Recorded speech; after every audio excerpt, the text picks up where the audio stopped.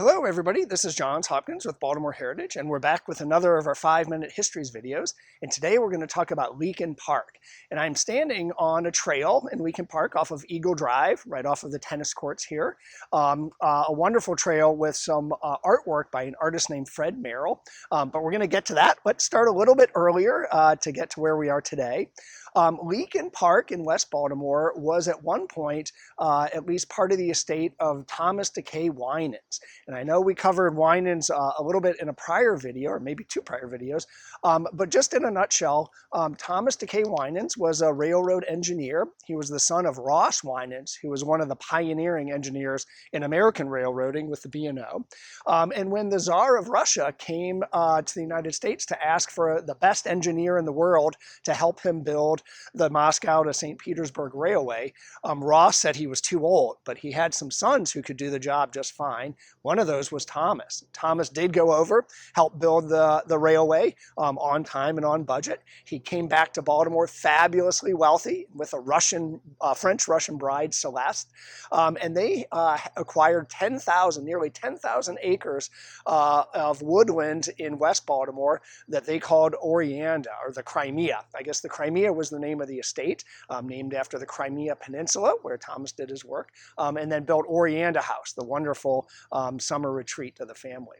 So that was in the years before the Civil War. The Winans family held onto the property for a long time, but in 1922, a gentleman named J. Wilson Leakin, who was a wealthy attorney and property owner in Baltimore and a philanthropist, he died and left a bequest to Baltimore City.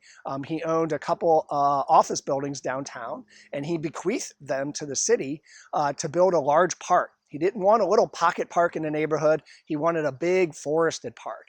And the city gladly took his money in 1922, but then held on to it and really didn't do anything. They sort of messed around for almost 20 years.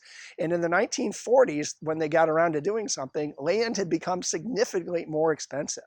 And so the city leaders at the time said, well, we don't want a big park, we want playgrounds. And so they started to try to use the money for playgrounds. But in stepped the Leakin family. The park, by the way, is named not after J. Wilson Leakin, but he specified that not only should it be a big park, but that it should be named after his grandfather, Shepherd Leakin, a former Baltimore mayor.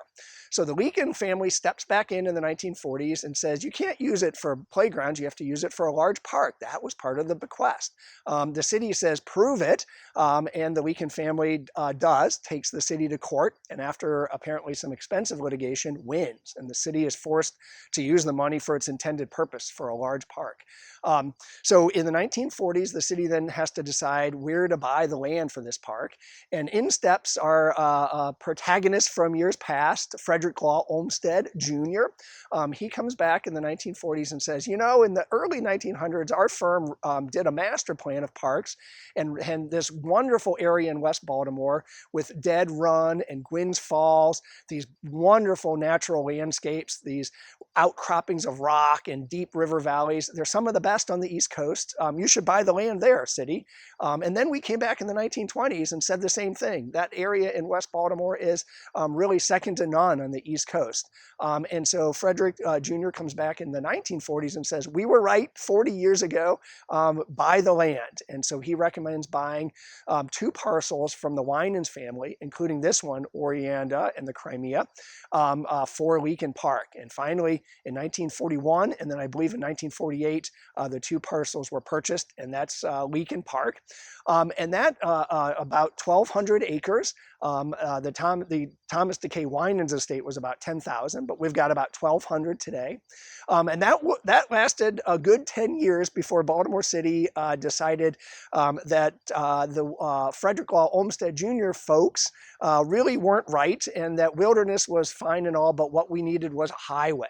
And the city and state and federal highway planners proposed to put a highway, in fact, Interstate 70 essentially, to run through Leakin Park. If you know the Highway to Nowhere, that was part of the plan. That part actually did get built. If you know the park and ride at the eastern terminus of Interstate 70 at Cook's Lane, that was supposed to not be a park and ride. That was supposed to be the highway that would have kept going through the park and connected with the Highway to Nowhere, and then ultimately down across downtown Baltimore and Fells Point, connecting up with Interstate 95. Luckily for us, we had a lot of people who were not so happy about that plan, and they formed advocacy groups to fight it in the 1960s and 70s. And let me read you the names of a few of these advocacy groups. They were determined individuals, but they also had unbelievably creative, wonderful names for their groups. One of the leading groups was the Movement Against Destruction. Its acronym was MAD. Another was the Southeast Council Against the Road. Its acronym was SCAR. And then my favorite were the Volunteers Opposing Leakin Park Expressway. Their acronym was VOLPE. And if you're questioning, well, why is that so clever?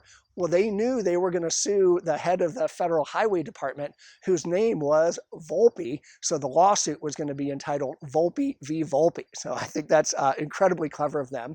In fact, those groups did sue the Federal Highway Department. The lead plaintiff, I think, was MAD. So the lawsuit is entitled MAD v. Volpe. But those groups all did sue in federal courts under a number of federal statutes, including a little provision called Section 4F of the National Department of Transportation Act that requires the Department of Transportation to prove that there are no other feasible alternatives before building a highway through a park. Unfortunately, the advocates lost at both the district level and the appeals level on that lawsuit, but the lawsuits did buy enough time to basically slow things down.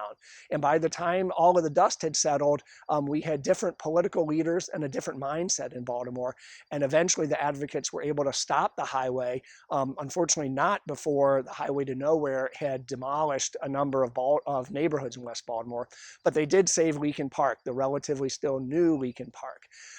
Today, Leakin Park is 1,200 acres. It is the largest wooded, forested green space in any city on the East Coast. It's got 15 miles of hiking and biking trails at least, and I'm standing on one of them that I sort of rediscovered over the weekend with this artwork along the trail by Fred Merrill. So I'm going to close by encouraging you in this time of COVID, if you're a hiker or a biker, come on out to Leakin Park, and I can guarantee you just a few miles outside of downtown, you will think you were in the wilds of West Virginia. It is a wonderful, wonderful place. Thanks so much, and we'll see you next time.